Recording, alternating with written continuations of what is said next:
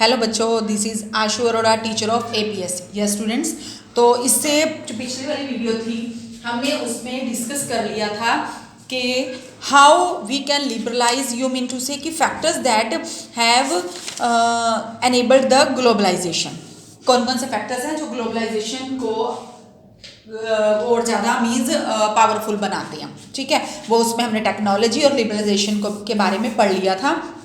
अब हमारा next topic है that is the WTO world trade organisation. ठीक है बच्चों, अब इसमें हम क्या रीड करेंगे, अब आप ये देखिए। We have seen that liberalisation of the foreign trade and investment in India was supported by some very powerful international organisations. इससे पहले जब हमने लिबरलाइजेशन के बारे में पढ़ा था तो हमने यहाँ पे ये देख लिया था कि हमारी गवर्नमेंट ने जब लिबरलाइजेशन का डिसीजन लिया था तो इस डिसीजन को सपोर्ट किया था काफ़ी इंटरनेशनल ऑर्गेनाइजेशंस ने। तो liberalisation of foreign trade and investment in India was supported by some very powerful international organisations. और इन ऑर्गेनाइजेशंस का कहना क्या था कि ये सारे के सारे बैरियर्स जो फॉरेन ट्रेड और इन्वेस्टमेंट के लिए क्या हैं, हार्मफुल हैं। इसलिए इन बैरियर्स को, जो टैक्स इम्पोज किए जाते हैं, उन ट्रेड बैरियर्स को रिमूव करना ही बेनिफिशियल है किसी भी कंट्री की डेवलपमेंट के लिए। तो there should be no barriers. तो इंटरनेशनल ऑर्गेनाइजेशंस ने कहा कि कोई भी बैरियर नहीं लगाना चाहिए। किस पे? ट्रेड बैरियर तो कोई भी नहीं होना चाहिए। ठीक है, and the trade between countries should be free. All the countries in the world should liberalize their policies. हर एक कंट्री को, वर्ल्ड की हर एक कंट्री को अपनी ट्रेड पॉलिसीज को क्या करना चाहिए, लिबरलाइज कर देना चाहिए। अब आपके सामने अब ये क्वेश्चन अराइज होता है कि अब वर्ल्ड ट्रेड ऑर्गेनाइजेशन क्या है ये। तो वर्ल्ड ट्रेड ऑर्गेनाइजेशन क्या है, is one such organisation whose aim is to liberalise the international trade. जिसका मेन एम क्या है, इंटरनेशनल ट्रेड को, international trade means trade among the different countries, a trade among the countries of the world, इसको क्या करना है, liberalise करना है। तो वर्ल्ड ट्रेड ऑर्गेनाइजेशंस के अपने रूल्स एंड पॉलिसीज हैं, रेगुलेशंस हैं। तो जितनी भी कंट्रीज वर्ल्ड ट्रेड ऑर्गेनाइजेशंस की मेंबर बनती हैं उन कंट्रीज के लिए क्या ये एक इम्पॉर्टेंट फैक्टर भी हो जाता है, इंपॉर्टेंट पॉइंट हो जाता है कि वो वर्ल्ड ट्रेड ऑर्गेनाइजेशंस के सभी रूल्स को फॉलो करें। ठीक है, and stated at the initiative of the developed countries. और ये स्टार्टेड एट द, और ये जो वर्ल्ड ट्रेड ऑर्गेनाइजेशंस हैं, वर्ल्ड ट्रेड ऑर्गेनाइजेशन है, ये डेवलप्ड कंट्री के इनिशिएटिव से ही स्टार्ट हुआ था। ठीक है, इनके जो डेवलप्ड कंट्री हैं उन्होंने ही मिलके वर्ल्ड ट्रेड ऑर्गेनाइजेशन बनाया था। अब वर्ल्ड ट्रेड ऑर्गेनाइजेशन इस्टेब्लिश क्या करती है, वर्ल्ड ट्रेड ऑर्गेनाइजेशन इस्टेब्लिश करती है रूल्स रिगार्डिंग इंटरनेशनल ट्रेड के जो कंट्रीज इंटरनेशनल ट्रेड में मीन्स फॉरेन ट्रेड करना चाहती हैं उनके लिए रूल्स इस्टेब्लिश किए गए थे। उन्होंने उन्हीं रूल्स को ऑबे करना था। और ये आज की डेट में 2006 तक WTO की जो मेंबर कंट्रीज थी वो कितनी थी, 150 कंट्रीज। ये आपके पास 1 मार्क में भी क्वेश्चन आ जाता है कि WTO की मेंबर कंट्रीज कितनी थी, वो 150। नेक्स्ट, दो WTO is supported to allow free trade for all in practice, no doubt WTO क्या करता है, सभी कंट्रीज के लिए फ्री ट्रेड तो नो डाउट उसने अलाउ कर दिया, but in practice it is seen that developed country have unfairly retained some trade barriers. कुछ एक डेवलप्ड कंट्रीज जो हैं उन्होंने आज भी क्या करा हुआ है, उन्होंने आज भी अनफेयरली ट्रेड बैरियर्स जो हैं लगा रखे हैं। On the other hand WTO rules have forced in developing countries to remove trade barriers. और दूसरी तरफ अगर हम देखते हैं, और WTO ने कुछ ट्रेड बैरियर्स जो है डेवलपिंग कंट्रीज के ऊपर फोर्स कर रखे हैं। अब इसका मैं एग्जांपल, हम debate on the trade practices आगे गिवन है ना, इसमें एग्जाम्पल में हमें क्लियर हो जाएगा कि कुछ एक डेवलप्ड कंट्रीज ने अभी तक अपने कुछ एक आर्टिकल्स पे अनफेयरली ट्रेड बैरियर्स लगा रखे हैं, और WTO ने वही जो बैरियर्स हैं वो डेवलपिंग कंट्रीज के को फोर्स किया है कि वो उन्हें रिमूव करें वो बैरियर्स। तो ऐसा क्यों है, ये ऐसा क्या है, हम इसमें केस स्टडी भी हम आगे रीड करेंगे। और current debate on the trade in the agricultural product पे एक एग्जाम्पल है। यही हमारी जो केस स्टडी है, इसको आप ध्यान से देखिएगा। ठीक है, देखिए डिबेट क्या है, देखिए यू हैव सीन, चैप्टर 2 में हमने देखा कि जो एग्रीकल्चर सेक्टर है उससे हमारी कंट्री की जो GDP है उससे काफ़ी ज़्यादा इंक्रीज हो जाती है, mean significant portion of the GDP जो है हमें उसी से मिलता है, किससे, एग्रीकल्चर सेक्टर से मिलता है। अगर हम इसका कंपैरिजन करते हैं किसी और कंट्री के साथ, लाइक यूएस के साथ, यूएस में क्या होता है, in US with the share of the agriculture in GDP, agriculture से जीडीपी में 1% का शेयर मिलता है और टोटल एम्प्लॉयमेंट में एक टाइनी शेयर है 0.5%, मीन्स एग्रीकल्चर से जीडीपी में सिर्फ 1% का ही इंक्रीज होता है और एम्प्लॉयमेंट जो लोगों को मिलता है सिर्फ उस कंट्री की पॉपुलेशन का 0.5% लोगों को एम्प्लॉयमेंट मिलता है। And yet this very small percentage of people who have engaged in the agriculture in USA receive massive sum of money। और जो ये, अब देखिए टोटल अगर सपोज उस कंट्री की पॉपुलेशन 10,000 है तो 10,000 का 0.5% 500 के अराउंड बैठता है, सिर्फ 500। तो उन 500 लोगों को उस कंट्री की गवर्नमेंट से massive sum of money receive हो जाती है क्योंकि वो एग्रीकल्चर में इन्वॉल्व है, for the production and for export to the other countries due to this massive money. और इस मैसिव मनी मीन्स बहुत ज़्यादा जो उन्हें मनी मिलती है अपनी गवर्नमेंट से, जो अपनी गवर्नमेंट से रिसीव करते हैं, तो US farmers can sell the farm products at abnormally low prices.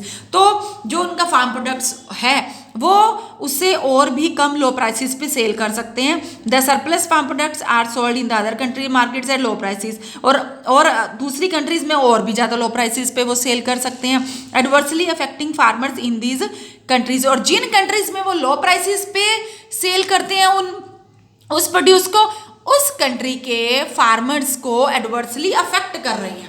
समझ में आ गई ना बात। मीन्स अगर यूएस में, यूएस एक हम ये कह दें कि वेल डेवलप्ड कंट्री है, वहाँ के जो लोग हैं रिच हैं, वो कंट्री है, काफ़ी लोग भी रिच हैं, तो अगर वो वही प्रोड्यूस दूसरी कंट्री में लो प्राइसेस पे एक्सपोर्ट कर रहे हैं तो इसका मतलब क्या है, उस कंट्री के फार्मर्स को एडवर्सली अफेक्ट कर रहे हैं। Developing country are therefore asking the developed countries government. अब जो डेवलपिंग कंट्रीज की गवर्नमेंट है वो डेवलप्ड कंट्री की गवर्नमेंट से क्या कंप्लेंट करती है, we have reduce trade barriers, कि हमने तो ट्रेड बैरियर्स डब्ल्यूटीओ को रूल्स के अकॉर्डिंग रिड्यूस कर दिए थे, but you have ignored the rules of WTO and have continue to pay your farmers. But आपने क्या करा है कि उनको एज इट इज़ अपने फार्मर्स को है पे कर दिया, and vast sum of money, अपने फार्मर्स को उससे ज़्यादा मनी आपने पे कर दी, जिससे फार्मर्स को क्या करा, उस प्रोड्यूस को अपने पास रखने की ज़रूरत नहीं थी, उन्होंने क्या कर दिया, उसको एक्सपोर्ट कर दिया, और एक्सपोर्ट करने से हमारी कंट्री के लोगों को उसका नुकसान हो रहा है। Then you have asked our government to stop supporting our farmers. अब आपको हमारी गवर्नमेंट को क्या कहना है, you have asked our governments, आपने हमारी गवर्नमेंट को क्या कहना है, to supporting our farmers, but you are doing so yourself. आपने हमारी कंट्री की गवर्नमेंट को तो बोल दिया कि आप अपने फार्मर्स को ऐसे सपोर्ट मत करो, but you are doing so, आप यही काम खुद अपने फार्मर्स को सपोर्ट कर रहे हो कि उन्हें massive sum of money provide कर रहे हो, जिससे कि वो अपने प्रोड्यूस को सस्ते दामों पे हमारी कंट्री में बेच रहे हैं। तो क्या ऐसा फ्री और फेयर ट्रेड है, कि क्या ये फ्री और फेयर ट्रेड है? ये था डिबेट हमारा एग्रीकल्चरल प्रोड्यूस को लेके, कि डब्ल्यूटीओ जो रूल्स एंड रेगुलेशंस बनाता है इंटरनेशनल ट्रेड के लिए, those rules and regulations must be followed by all the countries who are the member of WTO. समझ में आ गई बात। नेक्स्ट है हमारा impact of globalisation in India. हमारे इंडिया में ग्लोबलाइजेशन का इम्पैक्ट क्या है? देखिए, in the last 15 years globalisation का इम्पैक्ट नो डाउट जो हमारी Indian economy has come a long way, और उसका इफेक्ट क्या पड़ा है लोगों की लाइफ पे। अब आप ये देखिए, globalisation and greater competition among the producer. अब प्रोड्यूसर्स, ग्लोबलाइजेशन और ग्रेटर कंपटीशन दोनों साइड बाय साइड चल रहे हैं। प्रोड्यूसर्स के बीच में जो कंपटीशन हुआ है, लोकल और फॉरेन प्रोड्यूसर्स दोनों के बीच में ही एक कंपटीशन बढ़ गया है। इसका एडवांटेज किसको हुआ है? कंज्यूमर्स को हुआ है। कंज्यूमर्स को क्या है, और कौन से कंज्यूमर्स को हुआ है? जो अर्बन एरियाज में रहते हैं और वेल ऑफ सेक्शंस में रहते हैं। और उससे क्या एडवांटेज हुआ है? उन्हें ग्रेटर चॉइस मिल गई है अपने प्रोडक्ट को लेके, और वो बेटर क्वालिटी का प्रोडक्ट अब इंजॉय कर रहे हैं और लोअर प्राइसेस पे। ठीक है, इसके साथ साथ अब बेटर क्वालिटी प्रोडक्ट उन्हें लोअर प्राइसेस पे मिल रहा है, then they can enjoy the higher standard of living than was possible earlier. जो पहले पॉसिबल नहीं था, वो आज अच्छा स्टैंडर्ड ऑफ लिविंग जो है वो इंजॉय कर रहे हैं। उसके बाद है अमंग प्रोड्यूसर्स और वर्कर्स में भी impact of globalisation has not been uniform. अब प्रोड्यूसर्स और वर्कर्स में भी ग्लोबलाइजेशन का इम्पैक्ट एक जैसा नहीं है। अब आगे देखिए, फर्स्टली एमएनसीज ने क्या करा, MNCs have increased their investment in India. अब आज की डेट में अगर हम देखते हैं एमएनसीज का हमारी कंट्री में इन्वेस्टमेंट जो है वो बढ़ता जा रहा है। पिछले 15 सालों में अगर हम चेक करते हैं तो एमएनसीज का इन्वेस्टमेंट बढ़ता जा रहा है, which means investing in India has been beneficial for them. और इन्वेस्टमेंट अगर बढ़ रहा है तो इसका मतलब क्या है, हमारी कंट्री में एमएनसीज का इन्वेस्टमेंट करने का मीनिंग क्या है, ज़्यादा अगर बढ़ता जा रहा है कि उनके लिए बेनिफिशियल है। और बेनिफिशियल कैसे है, देखिए MNCs have been interested in industries such as, और एमएनसीज कौन कौन सी इंडस्ट्रीज में पैसा लगाना पसंद करती हैं, इंटरेस्टेड हैं, सेल फोन्स में, ऑटोमोबाइल्स में, इलेक्ट्रॉनिक्स में, सॉफ्ट ड्रिंक्स में, fast foods and services such as banking in urban areas. ठीक है, इन इंडस्ट्रीज में वो पैसा लगाना उनके लिए बेनिफिशियल है। सेल फोन्स में अब आप ये देखिए, आपके घर में ही जितने मेंबर्स होते हैं उतने ही मेंबर्स के पास क्या होता है, मोबाइल होता है। अगर घर में आपके 4 मेंबर्स हैं, इवन अब तो बच्चों के पास भी सेल फोन होना बच्चों ने अपने लिए कंपलसरी बना लिया, और सेल फोन भी वो आईफोन से कम की बात नहीं करते हैं। ठीक है, तो इसलिए एमएनसीज जो है ऐसी ही इंडस्ट्रीज में इन्वेस्ट करती हैं, इंटरेस्टेड हैं पैसा लगाने में, क्योंकि उनमें इनको प्रॉफिट ज़्यादा दिखाई देता है। These products have a large number of well of buyers, क्योंकि इन प्रोडक्ट्स के काफ़ी सारे बायर्स होते हैं।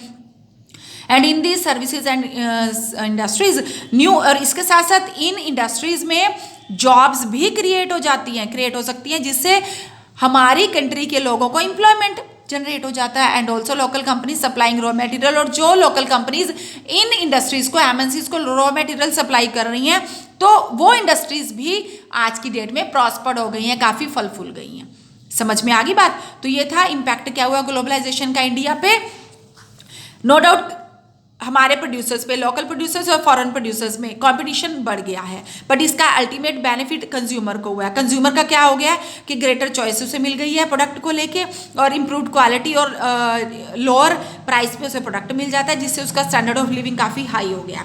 और इसके साथ एमएनसीज जो है, एमएनसीज हमारी कंट्री में पिछले 15 सालों में एमएनसीज का इन्वेस्टमेंट जो है बढ़ गया है। वो क्यों? क्योंकि हमारी कंट्री में उनको बेनिफिट प्रॉफिट जो है ज़्यादा दिखाई देता है। और एमएनसीज कौन कौन सी इंडस्ट्रीज में पैसा इन्वेस्ट करने में इंटरेस्टेड होती हैं? सेलफोन्स में, ऑटोमोबाइल्स में, इलेक्ट्रॉनिक्स में, सॉफ्ट ड्रिंक्स में, and banking and fast food में। फास्ट फूड तो आपको पता ही है कि जितने भी फास्ट फूड है वो सारा का सारा चाइनीज़ ही है। इवन आपका बर्गर, हॉट डॉग से लेके भी समझिए, टिक्की और गोलगप्पे को छोड़ के बाकी सारे का सारा फास्ट फूड क्या है, वो हमारा चाइनीज़ ही तो है। तो फिर अब आप ये देखो कि मोमोज है, मोमोज की डिमांड कितनी बढ़ गई है, तो वो सब क्या है, चाइनीज़ है। तो फास्ट फूड में भी एमएनसीज बहुत ज़्यादा इन्वेस्ट कर रही हैं, क्योंकि और साथ में इसका न्यू जॉब्स भी क्रिएट करती हैं। जो लोकल कंपनीज हैं रॉ मटेरियल प्रोवाइड करती हैं, तो वो लोकल कंपनीज भी आज की डेट में हमारे इंडिया में प्रॉस्पर हो गई हैं, जो एमएनसीज को रॉ मटेरियल प्रोवाइड करती हैं। उसके बाद हम बात करते हैं नेक्स्ट हमारी केस स्टडी की। This is the steps to attract the foreign investment. ऐसे कौन कौन से स्टेप्स हैं जो फॉरेन इन्वेस्टमेंट को अट्रैक्ट करते हैं? देखिए, in the recent years central और स्टेट गवर्नमेंट जो हमारी इंडिया की है are taking the special steps to attract foreign companies. कहाँ पे? To invest in India. ठीक है, हमारी सेंट्रल और स्टेट गवर्नमेंट भी फॉरेन कंपनीज को अट्रैक्ट करती हैं कि वो हमारी कंट्री में इन्वेस्ट करें। तो इंडस्ट्रियल जोन्स लाइक जो कॉल्ड है special economic zones are being set up. हमारी कंट्री में स्पेशल इकोनॉमिक जोन जो है सेटअप किए गए हैं। SEZs are to have world class facilities. ये जो सीज है स्पेशल इकोनॉमिक जोन्स हैं, इनमें सभी तरह की फैसिलिटी प्रोवाइडेड है। कौन सी facility? Electricity, water, roads, transport, storage and recreational and educational facilities, ये सारी की सारी प्रोवाइडेड है। Companies who set up production units in the SEZs do not have to pay taxes for an initial period of 5 years। जो भी foreign company MNCs in SEZs में अपना production plant लगाती है, उसे किसी तरह का कोई टैक्स पे करने की ज़रूरत नहीं है पहले 5 साल तक। अब बच्चों क्वेश्चन ये उठता है, ये सीज क्या है, स्पेशल इकोनॉमिक जोन्स क्या होती हैं? ये स्पेशल इकोनॉमिक जोन्स ऐसे जोन्स हैं जिन पे या तो टैक्स बहुत ही सिंपलर होता है या ईजियर लीगल कंप्लाइंसेस होती है, यानी कि कोई ज़्यादा लीगल फॉर्मेलिटी की ज़रूरत नहीं होती है। And these are located within a countries national border. ये कंट्री के नेशनल बॉर्डर पे होते हैं। And however they are treated a foreign territory also, foreign territory for the tax purpose. Tax purpose के लिए फॉरेन टेरिटरी की तरह इन्हें ट्रीट किया जाता है। ठीक है, तो सीज जो है एक तरह से कह लो कि हमारी नेशनल बाउंड्री पे जो भी हमारे जोन्स होते हैं ना, वो होती हैं सीज, और वहाँ पे हर टाइप की फैसिलिटी होती है। नेक्स्ट आगे देखिए, government has also allowed flexibility in the labour laws to attract foreign investment. अब गवर्नमेंट ने भी फ्लेक्सिबिलिटी कर दिया है, फ्लेक्सिबल हो गई है लेबर लॉज को लेके, क्योंकि labour laws to attract foreign investment को अट्रैक्ट करने के लिए तो हमारी गवर्नमेंट ने लेबर लॉज में भी काफ़ी क्या फ्लैक्सिबिलिटी रखी है। You have seen in chapter 2 में हमने किया, तो जो हमारे ऑर्गेनाइज्ड सेक्टर हैं, तो organised sector have to pay certain rules that aims to protect the workers rights, कि कुछ ऑर्गेनाइज सेक्टर ने कुछ पर्टिकुलर रूल्स बनाए हैं जिन्हें ऑबे करना ज़रूरी है, जो वर्कर्स के राइट्स को प्रोटेक्ट करते हैं। In the recent years government has allowed companies to ignore many of these, लेकिन पिछले कई सालों से अब रिसेंट ईयर में ही क्या हुआ है कि गवर्नमेंट ने अलाउ कर दिया कुछ कंपनीज को कि वो इन में से कुछ एक वर्कर्स राइट्स को जो क्या कर सकती हैं, वो इग्नोर भी कर सकती हैं इंस्टेंट ऑफ हायरिंग वर्क, जैसे कि वर्कर्स को रेगुलर बेसिस पे हायर करने की बजाय कंपनीज जो है उन्हें शॉर्ट पीरियड के लिए भी हायर कर सकती हैं, जहाँ पे समटाइम्स क्या होता है कंपनीज में प्रेशर, जो वर्क का प्रेशर जो है इंटेंस प्रेशर ऑफ वर्क जो है बढ़ जाता है, तो कंपनी वहाँ पे परमानेंट रेगुलर वर्कर ना हायर करके शॉर्ट पीरियड के लिए वर्कर्स को कुछ टाइम के लिए हायर कर सकती हैं। This is done to reduce the cost of labour for the company, और ऐसा क्यों किया जाता है जिससे कंपनी का लेबर कॉस्ट जो है वो रिड्यूस हो सके। However, still not satisfied, foreign companies are demanding more flexibility in labor laws. Even इतने लिबरलाइजेशन के बाद भी, इतना फ्लेक्सिबिलिटी होने के बाद भी कुछ एक फॉरेन कंपनीज ऐसी हैं जो सेटिस्फाई नहीं है, वो और ज़्यादा लेबर लॉज में फ्लेक्सिबिलिटी की डिमांड कर रही हैं। तो ये अट्रैक्शन था फॉरेन इन्वेस्टमेंट को अपनी कंट्री में अट्रैक्ट करने का, कि हमारी गवर्नमेंट ने एक तो स्पेशल इकोनॉमिक जोन्स बना दिया, सेकेंडली लेबर लॉज में क्या कर दिया, फ्लेक्सिबिलिटी कर दी। उसके बाद देखिए अब आप आगे, सेकेंडली अब ये तो फर्स्ट हमने कर लिया कि हमारे जो हमने पीछे किया कि हमारे लोकल और फॉरेन प्रोड्यूसर्स में कंपटीशन हो गया, जिसका बेनिफिट एडवांटेज जो अल्टीमेटली कंज्यूमर्स को मिला। अब सेकेंडली देखिए, several of the top Indian companies have been able to benefit from the increased competition. काफ़ी हमारी इंडियन कंपनीज हैं जिनको इस कंपटीशन से बेनिफिट भी हुआ है। वो बेनिफिट कैसे हुआ है वो देखिए, नई technology, they have invested in newer technology and production method and raised their production standard. उन्होंने नई टेक्नोलॉजी अडॉप्ट की, नए प्रोडक्शन मेथड्स अडॉप्ट किए, जिससे उनका प्रोडक्शन जो है इंक्रीज हो गया, जो हमारे टॉप इंडियन कंपनीज हैं। And some have gained from successful collaborations with the foreign companies, और कुछ एक कंपनीज ने बेनिफिट कैसे कमाया, प्रॉफिट कैसे कमाया, फॉरेन कंपनीज के साथ कोलाबरेट करके, जब फॉरेन कंपनीज ने मीन्स एमएनसीज ने हैंड्स ज्वाइन कर लिए। Moreover, globalization has enabled some large Indian companies to emerge as multinational. Even globalization के चलते हमारी कुछ इंडियन कंपनीज जो हैं, जो लार्ज इंडियन कंपनीज हैं, वो एज द मल्टीनेशनल कंपनीज भी अमर्ज हुई हैं। वो लार्ज इंडियन कंपनीज कौन सी हैं? टाटा मोटर्स ऑटोमोबाइल्स कंपनी है, Infosys IT and Ranbaxy medicine की है, एशियन पेंट्स की है, सुंदरम फास्टनर्स नट्स एंड बॉल्ट्स की है। आर सम इंडियन कंपनीज जो कि आज एमएनसीज बन चुकी हैं और दूसरी कंट्रीज में भी अपना प्लांट लगा रही हैं, spreading their operations worldwide. Okay, and globalization has also created new opportunity for companies providing services. Globalization दूसरी और कंपनीज के लिए भी न्यू अपॉर्चुनिटी प्रोवाइड कर रहा है, नहीं सॉरी, उन कंपनीज के लिए भी globalization has also created new opportunities for companies providing services. कुछ कंपनीज के लिए भी नई अपॉर्चुनिटी क्रिएट कर रहा है जो कुछ एक सर्विसेज प्रोवाइड करती हैं, लाइक आईटी।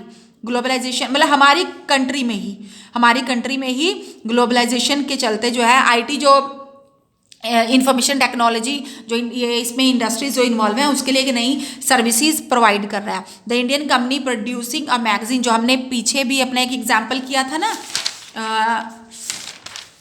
ये रहा using the IT in globalisation. तो इसमें हमने किया था ना कि लंदन में एक मैगजीन हमने पब्लिश करनी थी और उसकी डिजाइनिंग दिल्ली में हो रही थी, तो वो किसकी वजह से हुआ था? वो आईटी की वजह से हुआ था, या इंफॉर्मेशन टेक्नोलॉजी की वजह से हुआ था। ठीक है, तो engineering are now being done cheaply in countries such as India. हमारी कंट्री में, इंडिया में इंजीनियरिंग जो है दूसरे कंट्रीज के कंपैरेटिवली बहुत सस्ता भी हो जाता है, and are exported to developed country, और हम अपने इंजीनियर्स को डेवलप्ड कंट्री में भी जॉब के लिए भेजते हैं। उसके बाद हमारा टॉपिक है स्मॉल प्रोड्यूसर्स एंड कम्पीट और पैरिश। स्मॉल प्रोड्यूसर कैसे compete करें या डाई और डिस्ट्रॉय भी हो जाते हैं, तो ये टॉपिक हम करेंगे अपना नेक्स्ट वीडियो में। ओके, तो आपने अभी तक की इस वीडियो को बहुत अच्छी तरह से वॉच करना है और चैप्टर को समझना है। ओके बच्चों, टिल देन बाय।